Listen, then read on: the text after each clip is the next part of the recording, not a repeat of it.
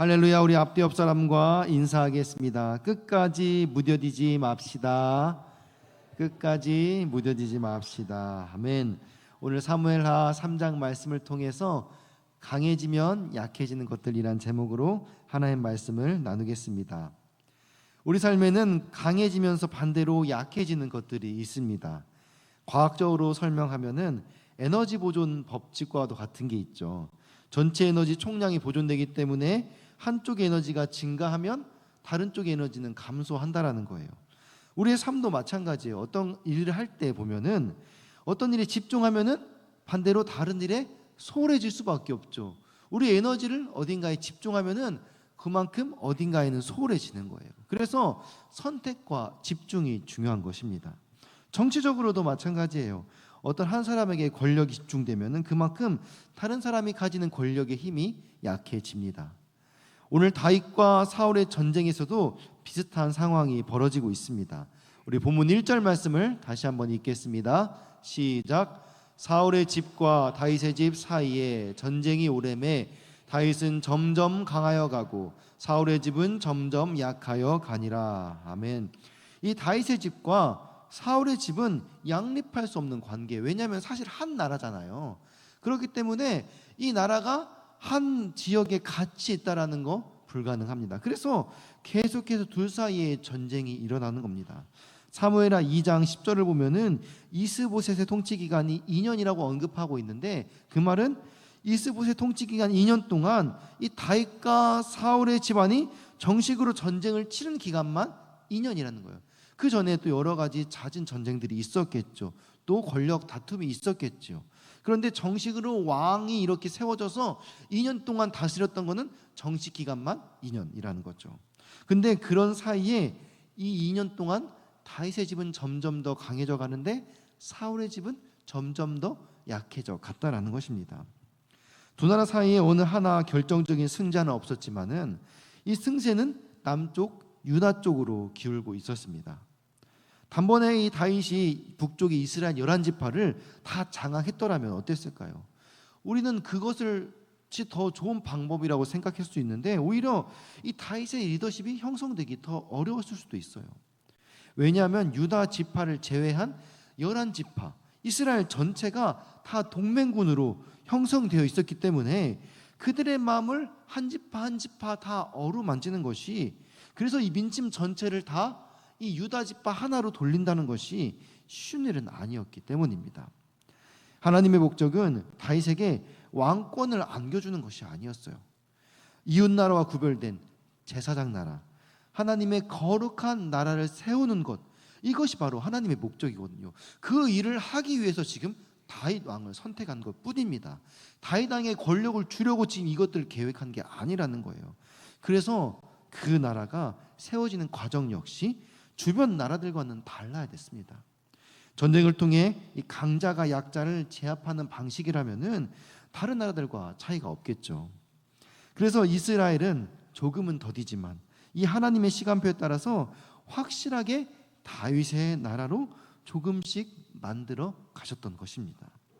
그것을 우리는 1절의 한 단어를 통해서 느낄 수 있죠. 점점.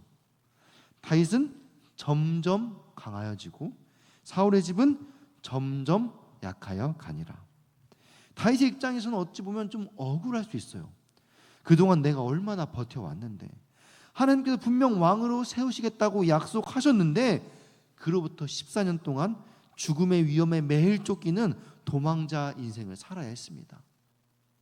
그럼에도 불구하고 왕을 직접 죽일 수 있는 기회가, 절호의 찬스가 있을 때에도 하나님의 때를 기다리면서 3번이나 참고 기다렸습니다. 그런데 이제 다 이루어진 것 같았는데 이제 와서 조금만 더 천천히. 그런데 다윗은 하나님의 그 마음을 알았든지 조금도 서두르지 않았습니다. 다윗은 조금씩 자신의 왕권을 다져갔다라는 거예요. 우리 2절부터 5절 말씀을 같이 읽겠습니다. 시작. 다윗이 헤브론에서 아들들을 낳았으되 맏아들은 암논이라 이스라엘 여인 아히노암의 소생이요 둘째는 길르압이라 갈멜 사람 나발의 아내였던 아비가일의 소생이요 셋째는 압살롬이라 그스라의 왕 달메의 딸 마아가의 아들이요 넷째는 아도니아라 학기스의 아들이요 다섯째는 스바다라 아비달의 아들이요 여섯째는 이드르암이라 다윗의 아내 에글라의 소생이니 이들은 다윗이 헤브론에서 낳은 자들이더라. 아멘. 이 아내와 자녀의 수는 모든 나라를 다 불문하고 왕조의 번성과 안정을 상징합니다. 다윗이 쫓겨다닐 때는 이 사울의 딸 미갈을 얻었음에도 불구하고 있던 아내마저 그냥 빼앗겨 버렸어요. 그런데 하나님께서 그의 나라를 조금씩 번성하게 하시면서 아내와 자녀의 수가 늘어간다라는 거예요. 이는 하나님께서 축복하시면은 육적으로 경제적으로 번성하게 하고 복을 주신다는 것을 상징합니다. 그런데 그 과정에서 다윗의 영적 불순종의 씨앗이 하나하나 싹을 틔우는 것을 우리는 보게 됩니다. 우리 2절을 보게 되면은 우리 2절 같이 한번 더 읽어보겠습니다. 다윗이 헤브론에서 아들들을 낳았을 때 맏아들은 암논이라 이스라엘 여인 아히노아미의 소생이요. 아멘. 이 첫째 아들 암논, 이 암논의 이름 뜻은 신실하다라는 뜻이에요. 그런데 그는 이복 여동생을 겁탈하다가 셋째 아들 압살롬에게 들켜서 살해당합니다. 3절 읽겠습니다. 둘째는 길르압이라 갈멜 사람 나발의 아내였던 아비가일의 소생이요 셋째는 압살롬이라 그스로 왕 달메의 딸 마아가의 아들이요. 아멘. 둘째 아들 길르압은 아비가일의 소생이에요. 그런데 그에 대한 정보는 그 이상 나오지 않았습니다. 근데 이 첫째 아내 아히노암과 둘째 아내 아비가일까지는 다윗이 사울을 피해 도망다니던 중에 결혼했던 유다 출신의 여인들이었어요. 그런데 이 셋째 아내 마아가, 여기서부터 이제 문제인데, 이 마아가는 어떤 사람이냐? 그술왕 달메의 딸이더라고 얘기하고 있어요. 그러니까 이방 여인이라는 거예요. 다윗이 왕이 되면서 결혼한 첫 번째 여인인데 이방 여인하고 결혼합니다. 아니나 다를까 그의 소생 압살롬은 첫째 아들 암논을 죽이고 또 아버지를 거역하여 반란을 일으키고 예루살렘을 차지하기까지 합니다. 문제가 있지요. 우리 4절 말씀 같이 읽겠습니다. 넷째는 아도니아라 학기스 아들이요 다섯째는 스바데라 아비달의 아들이요. 아멘. 넷째 아들 아도니아는 솔로몬의 즉위에 반대하는 세력들을 이끌어 자신이 왕이 되려다가 솔로몬에게 숙청당하게 됩니다. 그리고 다섯째, 여섯째에 대해서는 더 많은 정보가 성경에 등장하지 않습니다. 이런 사실들을 들여다볼 때 하나님께서 주신 축복을 우리의 야망과 욕심을 위해서 남용하게 되면은 결국 그 죄의 대가가 다시 우리에게 돌아오게 된다는 사실입니다.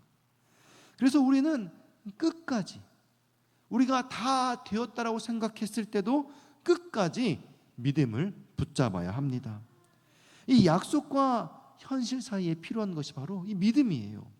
약속이 이루어질 것 같지 않거나 때로는 하나님께서 분명 우리에게 약속하셨는데 그것이 이 상황을 볼 때 반대로 흘러가는 것을 보면은 우리는 마음속에 더 이상 신뢰하는 것이 자꾸 어려워져요. 하나님을 믿는 믿음이 자꾸 약해진다는 거예요. 왕권 교체를 예고하신 이 공언이 있은 지 너무나 오래되었습니다. 사울과 다윗과 사울의 대립이 이제 두 왕가의 대립으로 확대되었어요. 약속의 성취가 더욱더 묘연해지는 것 같았습니다. 그런데 이렇게 오랜 기다림 끝에 드디어 사울의 죽음으로 조금씩 힘의 균형이 다윗의 집으로 기울어져 갔습니다. 우리는 이때를 조심해야 됩니다. 지금까지 잘 버텨왔어요. 잘 싸워왔습니다. 그런데 하나님이 우리 편이 되었다라고 해서 그동안 우리가 참아왔던 정욕과 욕심들을 마음껏 남용해도 된다는 것은 아니에요. 하나님 모든 것을 선한 방법으로 이루어 가기를 원하십니다. 우리도 그 일에 동참하기를 하나님을 원하신다는 거예요. 다윗의 집이 점점 강해지는 것, 이것이 단순히 전력 차이로 인한 결과였을까요? 아니에요. 그 답을 아브넬이 쥐고 있습니다. 우리 3장 9절 말씀을 같이 읽겠습니다. 시작. 여호와께서 다윗에게 맹세하신 대로 내가 이루게 하지 아니하면 하나님이 아브넬에게 벌 위에 벌을 내리심이 마땅하니라. 아멘. 다윗을 향한 하나님의 약속은 더디지만 점점 성취되어 갔습니다. 현실은 전쟁과 같은 삶이에요. 하지만 나를 통한 주님의 뜻은 하루도 중단 없이 계속 진행되고 있음을 기억할 수 있기를 바랍니다. 하나님은 한 번도 단 하루도 나를 포기하신 적이 없어요. 그렇기 때문에 우리도 끝까지 주님을 포기하지 않고 매일매일 나의 정신을 붙잡고 하나님께 나아가야 될 줄을 믿습니다. 어제 성령 수양회 때 담임 목사님께서 중요한 말씀을 해주셨어요. 성령은 인격적이다. 그러나 마귀는 비인격적이다. 그럼 우리는 어떨까? 우리는 어떨 때는 인격적이고 어떨 때는 비인격적이고 하나님과 마귀 사이를 왔다 갔다 하는 거예요. 그래서 이 성령은 인격적이기 때문에 이렇게 하나님께서 문을 두드릴 때 우리가 마음의 문을 열지 않으면 인격적인 분이셔서 들어오지 않는 거예요. 그러나 반대로 마귀는 비인격적이기 때문에 우리가 문을 열지 않아도 우리 조그마한 틈만 보여도 마치 강도가 그 집을 틈타는 것처럼 그 틈을 타고 들어와 어느새 우리의 마음과 생각을 다 빼앗아 버린다는 것입니다. 그렇기 때문에 어떻게 해야 될까요? 우리는 매일 정신을 차리고 주님께 집중해야 됩니다. 성령이 임재하실 수 있도록 성령님이 우리 안에 임재하실 때 우리의 마음의 문을 열고, 이것이 지금 사단의 역사라는 것이 우리 안에 감지되면은 틈이 보이지 않나 꽁꽁 싸매어서 잠그고 또 점검하고 다시 한번 돌아보아야 된다는 거예요. 그렇게 다윗의 집이 강해지면서 사울의 집에서는 힘의 균형이 무너지는 또 다른 사건이 벌어지고 있는데, 우리 6절 말씀을 같이 읽겠습니다. 시작. 사울의 집과 다윗의 집 사이에 전쟁이 있는 동안에 아브넬이 사울의 집에서 점점 권세를 잡으니라. 아멘. 전쟁이 길어지면서 사울의 집에서는 이 군대 장관 아브넬의 힘이 점점 더 강해지는 것입니다. 힘의 균형에 금이 가고 있다는 것을 보여준 사건이 바로 이 사울의 첩에 관한 사건인데요. 다윗의 왕조가 점점 번성하고 있음을 우리가 어떻게 성경은 말하고 있습니까?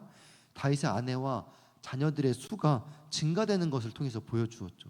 그런데 반대로 이 사울의 집이 무너지고 있는 것을 무엇을 통해 보여주냐? 바로 사울의 첩 사건을 통해서 보여주는 거죠. 이스보셋의 계모, 그가 어떻게 이 집에서 당하는가? 우리 7절을 같이 읽겠습니다. 사울에게 첩이 있었으니 이름은 리스바요 아야의 딸이더라. 이스보셋이 아브넬에게 이르되 내가 어찌하여 내 아버지의 첩과 통관하였느냐 하니. 점점 이 강한 힘을 가지게 된 아브넬은 사울의 첩 리스바와 동침합니다.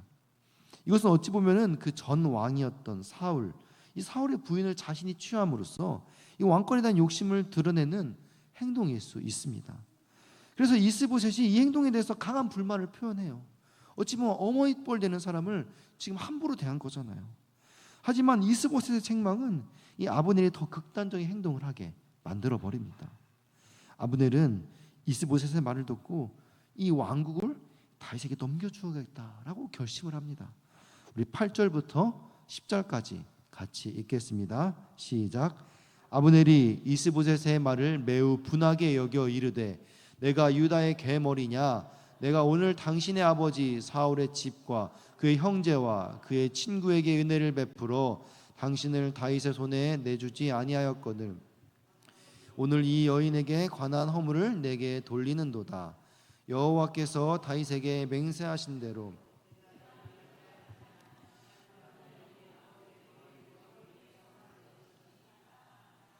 그 맹세는 곧 이 나라를 사울의 집에서 다윗에게 옮겨서 그의 왕위를 단에서 브엘세바까지 이스라엘과 유다에 세우리라 하신 것이니라 하메. 아멘. 아브넬이 이스보셋의 지적에 분노하여서 이렇게 말하는 거예요. 내가 유다의 개머리냐? 이 개는 성적인 난잡함을 상징하는 거죠. 이 머리는 동물의 신체 중 먹지 못하는 가장 가치없는 부분을 말하는 거예요. 그러니까 유다의 개머리라는 말은 이 적국에 발정난 개에 먹지도 못하는 머리만 또 못하냐, 이런 의미의 관용적 표현인 것입니다. 그러니까 지금 이 아브넬이 하는 말은 자신이 지금까지 한 거에 비하면 이 정도 눈 감아주지도 못할 만큼 내가 그렇게 하찮은 존재냐 하는 거예요. 그러면서 아브넬은 자신이 이스보셋에게 베푼 이 도움과 선행을 나열하면서 이 이스보셋이 은혜도 모르고 행동한다라고 오히려 되려 분노하는 것입니다. 근데 이 아브넬의 말이 사실 맞아요. 아브넬은 사울의 가족과 신하들에게 은혜를 베풀었습니다. 그리고 이스보셋을 다윗의 손에 넘기지도 않았어요. 그래서 아브넬은 이스보셋이 이 사울의 첩과 관련된 허물 정도는 눈 감아주고 자기에게 죄를 돌리지 말아야 된다라고 주장하는 겁니다. 자신의 은혜에 비하면 그 허물은 너무나도 작은 것이라고 생각한 거예요. 그러면서 아브넬이 그동안 품고 있던 속내를 이제서야 보여주는 거죠. 여호와께서 이미 다윗에게 왕 되게 하신다는 거 다 말씀하셨다. 그래서 왕국을 사울의 집에서 빼앗아서 다윗에게 주기로, 그래서 다윗이 보좌에 앉아서 단에서 브엘세바까지 이스라엘 전체를 다스리도록 하나님께서 말씀하셨다. 약속하셨다. 내가 이 말을 거역하면은 나 또한 하나님께서 벌을 내리실 거다. 근데 내가 이 뜻을 알고도 너를 왕에 세웠다. 내 욕심 때문에 너 왕 세웠다. 너 이거 알고 있냐? 그런데도 내가 너를 섬겼다. 그러니까 조심해라. 나한테 잘해라. 내가 마음 변하면은 이거 다 다윗에 넘겨버릴지도 모른다. 이미 이때부터 아브넬의 마음이 다윗에게 넘어간 거예요. 우리 11절 말씀 보겠습니다. 시작. 이스보셋이 아브넬을 두려워하여 감히 한마디도 대답하지 못하니라. 아멘.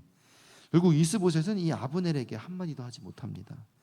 이스보셋은 아브넬을 비난한 후 이 분노하는 아브넬을 보면서 이 아브넬이 얼마나 무서운 사람인가, 그의 속내가 무엇이었는가 이제서야 알아차리게 된 거예요. 우리 12절 보겠습니다. 시작. 아브넬이 자기를 대신하여 전령들을 다윗에게 보내어 이르되 이 땅이 누구의 것이니까? 또 이르되 당신은 나와 더불어 언약을 맺사이다. 내 손이 당신을 도와 온 이스라엘이 당신에게 돌아가게 하리다 하니. 아멘. 이 아브넬은 이스보셋에게 분노하여 변신한 마음을 그대로 행동에 옮겨버립니다. 얼마나 무서운 사람입니까? 다윗에게 사신들을 보내어서 자기와 언약을 체결하자고 말하는 거예요. 사울의 나라는 이 약해지는데 이 국력 약화에 책임이 있는 이 아브넬 군대 장관, 이 사람은 오히려 그의 권력이 점점 더 강해지는 것입니다. 그리고 이스보셋은 더욱더 허수아비 왕으로 전락해 버립니다. 급기야 아브넬이 사울의 첩을 취하는 무례함을 범하고도 이 잘못을 이스보셋이 지적하자 본색을 드러나며 분노하는 것입니다.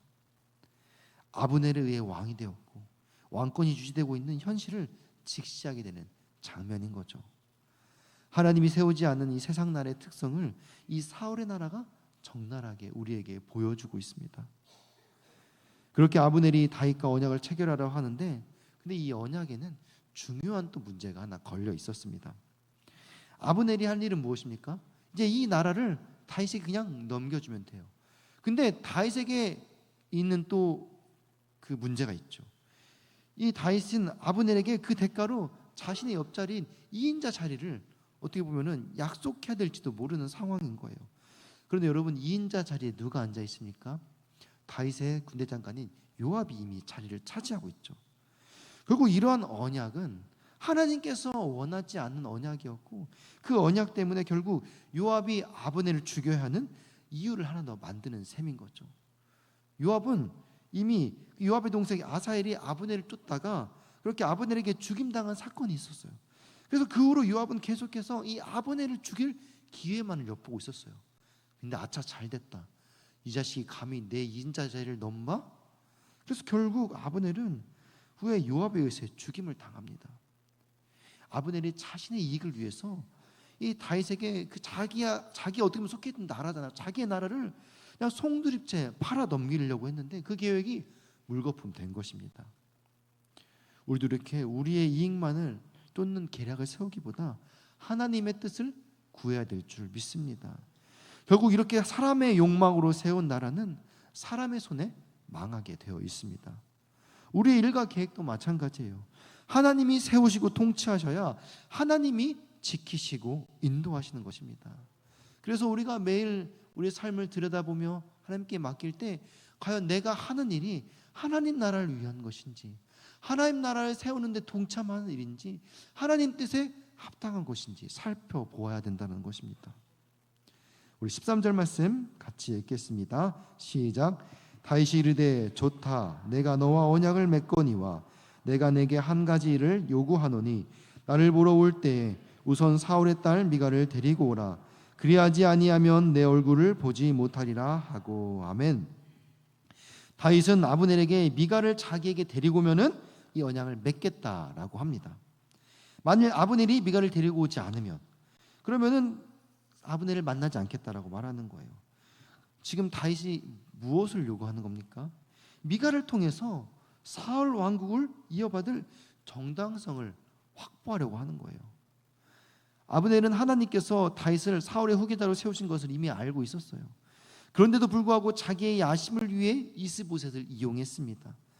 그런데 이제 더는 버틸 수 없다라고 생각해서 이제 나라 전체를 그냥 팔아 넘기려고, 그러면서 자기가 거기서 하나 더 챙겨보려고, 그렇게 이 나라와 어떤 그 뜻은 다 팽겨도 추고 자기의 안위와 권력만을 위해서 움직였습니다. 그런데 다시 보면은 다윗도 다르지 않은 거예요. 전쟁 없이 이스라엘 전체 왕이 될 수 있는 기로만 여겼지, 이 언약이 누구로부터 온 언약인지, 하나님으로부터 온 언약인지 물어보지 않았다는 거예요. 왕조의 정통성을 세우기 위해 이미 결혼해서 잘 살고 있는 그런 사울의 딸 미갈을 넘겨달라고 요구하는 것입니다. 자신의 요구로 인해서 한 가정이 무너질 수도 있는데 그런 것들은 뭐 작은 것들로 여기고 마는 거예요. 사실 다윗 왕조의 정통성이 어디에 있습니까? 사울의 딸 미갈을 취해야 사울의 왕조를 잇는 것입니까? 아니죠. 하나님께서 다윗을 기름 부어 세우실 때 주신 하나님의 언약, 사무엘 선지자의 입술을 통해 선포된 하나님의 말씀, 여기에 다윗의 정통성이 있는 것입니다. 하나님만이 그를 통일 이스라엘의 왕이 되게 하실 수 있는 사실을 다윗이 망각해 버린 거예요. 지금 다윗의 왕조가 점점 강성해지니까 마치 그것이 자기가 잘해서 된 마냥, 자기가 군대를 잘 훈련시켜서 전쟁에 이긴 것 마냥, 그래서 아브넬이 자기에게 복종한 마냥 착각하고 있는 거예요. 하나님은 그렇게 뜻을 이루기를 원하시지 않습니다. 다윗의 왕조는 점점 더 강해져 가는데 다윗의 영적 감각이 점점 무뎌지고 있는 것입니다. 여러분, 우리의 삶도 마찬가지입니다. 우리가 세상적으로 성공하고 강해질수록 우리의 영적 감각이 무뎌질 수 있습니다. 하나님께 의지하던 나의 마음이 나의 능력을 과시하는 순간 교만에 빠질 수 있는 것이에요. 다윗도 그렇게 넘어졌듯이 우리도 하나님의 뜻을 구하기보다 나의 욕심과 계획을 앞세우는 순간 실수를 범할 수 있습니다. 그래서 우리는 늘 기억해야 합니다. 우리의 성공과 축복이 어디서부터 왔는가? 우리가 강해질수록 더욱 겸손해야 될 줄 믿습니다. 우리의 영적 감각이 더욱더 날카롭게 다듬어져야 될 줄 믿습니다. 여러분, 오늘도 우리 앞에 놓인 선택들이 많이 있는 줄 압니다. 그 선택 앞에 여러분 누구를 의지합니까? 우리의 지혜입니까? 하나님의 지혜입니까? 우리의 나라입니까? 하나님의 나라입니까? 우리의 힘과 권력입니까? 하나님의 능력입니까? 매일 성령님께 우리의 마음을 열어 그분의 음성에 귀 기울일 수 있기를 바랍니다. 마귀는 비인격적으로 우리 가운데 역사합니다. 나도 모르는 사이에 우리의 틈을 비집고 들어옵니다. 다윗도 넘어졌어요. 그런데 하물며 우리는 어떻겠습니까? 그렇게 오늘도 나는 그 틈을 막을 힘이 내게 없습니다. 하나님께서 나의 마음과 생각을 지켜 주시옵소서. 주님의 주시는 능력으로 주의 사명 감당할 수 있도록 나를 인도하여 주시옵소서. 나의 약함이 주님의 강함입니다. 그렇게 고백할 수 있는 우리 모두가 되기를 주님의 이름으로 축원합니다. 우리가 이 시간 같이 찬양하기 원하는데요, 주는 완전합니다. 이 찬양 같이 고백할 때 우리는 세상적으로 강해질수록 영적으로 약해질 수 있습니다. 다윗도 넘어졌어요. 그러나 우리가 부족하고 실수할지라도 하나님은 완전하십니다. 그분의 계획은 변함이 없습니다. 우리가 이 찬양 고백할 때 하나님의 신실하심이 하나님의 때 우리의 삶을 온전케 하실 역사를 기대하며 우리가 같이 찬양으로 고백하기를 소망합니다.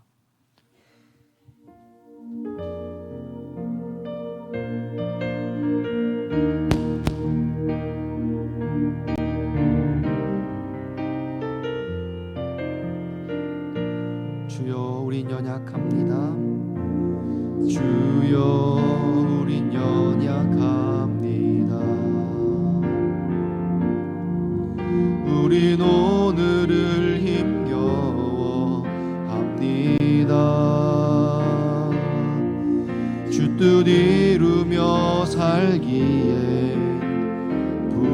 부족합니다. 우린 연약합니다. 주여 우린 넘어집니다. 주여 우린 넘어집니다. 오늘 하루 또 실수합니다. 주의 긍휼을 구하는 죄인입니다. 우리 주만 바라봅니다. 한없는 주님의 은혜, 한없는 주님의 은혜, 온 세상 위에 넘칩니다. 다릴 수 없는 주여,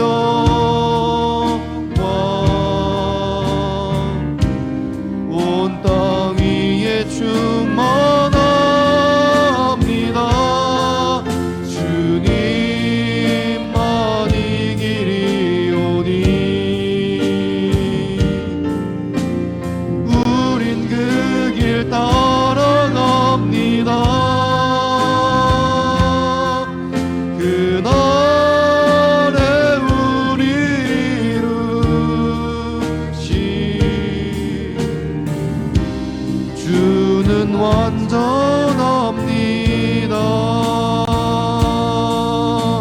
우리 가사를 묵상하며 한 번 더 고백합니다. 주여 우린 연약합니다. 우린 오늘을 힘겨합니다.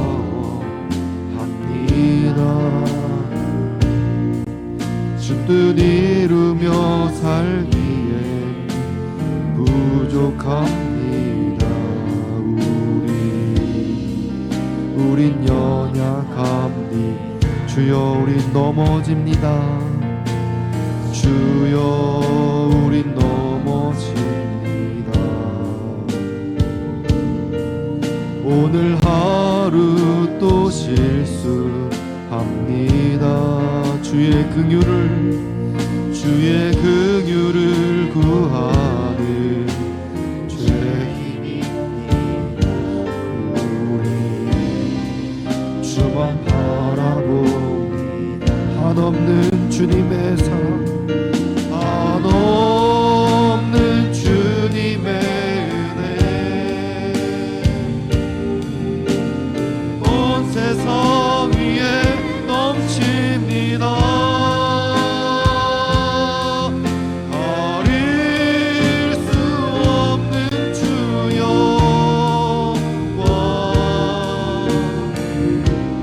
온 땅 위에 충만합니다.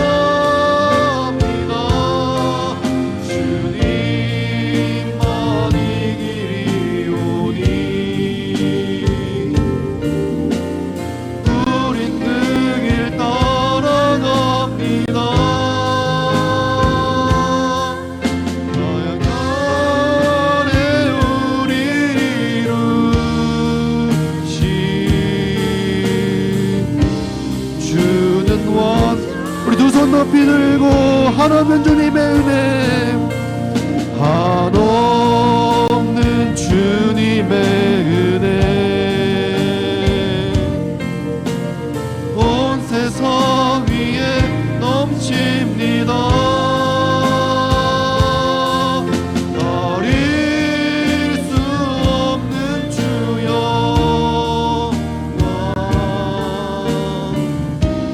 온 땅 위에 충만합니다. 주님만 이기리오니 우린 그 길 따라갑니다. 그날에 우리 이루신 주는 완전합니. 그날에 우리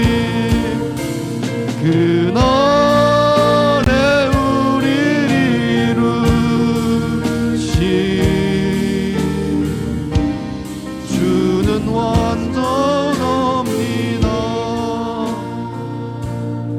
주님, 우리는 오늘도 실수하여 넘어지는, 그래서 주님의 긍휼을 구할 수밖에 없는 죄인입니다. 우리가 세상적으로 강해질수록 그 은혜가 어디로부터 왔는지 기억하게 하여 주시고, 더욱더 하나님을 의지하는 겸손한 마음 우리 가운데 부어 주시옵소서. 매일 성령님께 우리의 마음을 열고 하나님의 음성에 귀 기울인 삶을 살아갈 수 있도록, 특별히 수능 27일 남았습니다. 수험생들에게 지혜와 체력을 주시고, 부모들에게 자녀를 주님께 맡길 수 있는 믿음을 부어주시도록, 또 둔촌동 성전부지 그리멜 대지가 주님의 뜻 가운데 잘 해결되어지도록 예비된 영혼을 보내주시고, 그 영혼들을 담을 수 있는 그릇이 우리 교회 가운데 준비되어지도록 성령 충만한 교회 되게 하여 주시옵소서. 우리 교회 아픈 한우들을 위하여 치유하여 주시고, 각자의 기도 제목을 위하여서 사랑하는 주님 이름 세 번 부르고 같이 기도하겠습니다. 주여